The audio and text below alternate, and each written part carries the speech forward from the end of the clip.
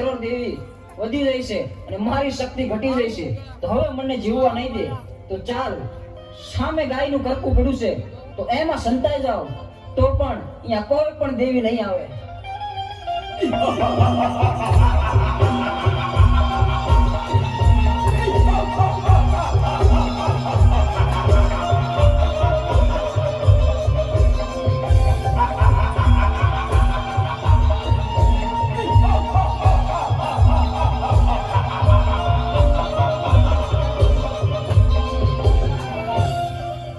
અરે, આ અમર્યો તો ગાયના કરકામાં ભરાયો, પણ આ